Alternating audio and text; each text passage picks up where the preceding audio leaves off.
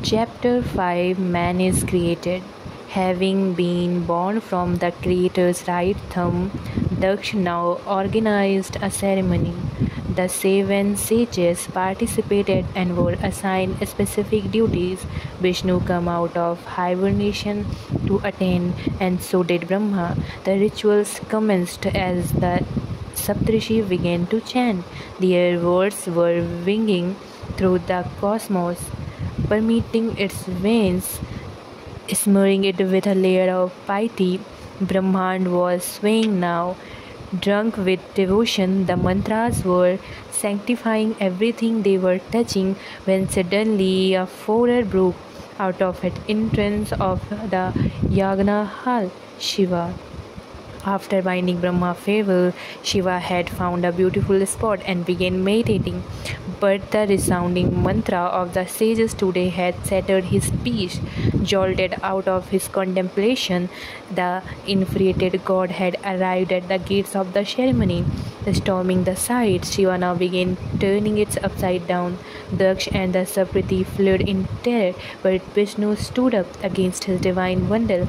Seeing the preserver protesting, Shiva's rays spread and battle erupted between the two. Galaxies shuddered, time froze, the elements covered their eyes as the two devas clashed, threatening to rip apart the universe, fearing an invisible catastrophe. Brahma folded his hands. I believe you both in this combat, or it will never end. You are both equal to each other, opposite to each other. This will be an infinite war. Everything around you shall perish, but you will go fighting. Either resolve your anger or dissolve my cosmos. What will you choose? The god halted as Vadushans prevailed. The Creator smiled. You both have removed fear from my heart, removed the threat upon Brahmand. Hereafter, Vishnu will also be called Hari and Shiva will also be called Hara. Both names mean the same, one who removes. They shall always remind you both are each other's synonyms. Hari and Hara shall together be Harihara. Shiva departed and the ceremony was completed. As everyone began to leave, Vishnu called Brahma aside. I have been noticing, Lord, your face appears troubled and you have hardly enjoyed the ritual. Speak to me. What caused you such grief? Finding a sympathetic ear, Brahma unspooled his woe. His words come gushing forth like a stream, recounting every frustration, how the process of creation was destroying him. Now his own son has rejected him, how he was in perpetual agony while Vishnu has slumbering in peace. Perhaps I should be discarded, for I have failed to deliver. He lamented. The preserver stood gazing at a pillar of white gold, an alloy of gold and silver.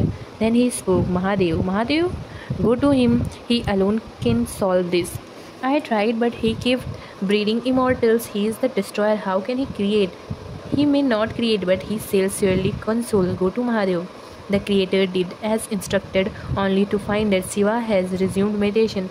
Having witnessed the havoc that he had wreaked at Daksha's ceremony, Brahma was too fearful to interrupt him again, but he knew that he could not leave without an answer. Sitting down, he began praying to God, praying from the very pit of his soul. Time passed, but the Creator did not stir. So earnest was his plea that Shiva now opened his eyes. I know why you are here. Guide me, Lord. Brahma's eyes welled up. Creation is a stake, and I am lost. Show me the way. Tell me where I have gone wrong. Reproduction cannot happen the way you generated your sons. What you need is Shakti, power of the feminine. Shiva stood up and created what's mesmerized. Watched as the god's body acquired a few form. Many magnificent composites from that was half male and half female. The right side was masculine, white, the left was feminine, split evenly down the middle upon a center axis, a union in a division, a perfect symbiosis of opposing energies, a divine duality that he had never seen before, a fusion that was whispering the secret of creation to him. So powerful was this sight of the Creator, said God, petrified and eurific. Since Ardha or half of his form of Shiva was Nari, a female, it became known as Ardhanarishwar. The Androgynous one. The avatar addressed Brahma. This is what creation needs: a synthesis of Shiva and Shakti, Dev and Devi, static and dynamic, being and becoming. Masculine and feminine are the two halves of your Brahman, and one cannot function without the other. Only when these binaries integrated can there be propagation. This union will not only initiate creation but also ensure that the process sustains itself until the end of the time. Hail Adishakti, Divine Mother, the scared, the sacred feminine. Brahma bowed, I worship you, Devi, for you have opened my eyes. Bless me that I may be able to create the female agency, bring forth the human pair who shall procreate on earth. Adishakti smiled, bestowing the generation force upon him. Thus empowered Brahma now created a man and a woman from his own body. The first pair on earth, and the man was named Manu, and the woman Brahmi. Since Maithuna or copulation become the source of sustaining Srishti or procreation, this process come to be known as Maithuna Srishti. The human race would not descend from Manu, and man would be called Manushya or Mano. Brahma was elected. Creation would take care of itself now. He had created man, the highest form, God's own image, the intent of universe. So rapturous was the Deva that he forgot every trouble he had encountered thus far, every hurdle that had seemed insurmountable, even the terrible curse that Narad had laid upon him.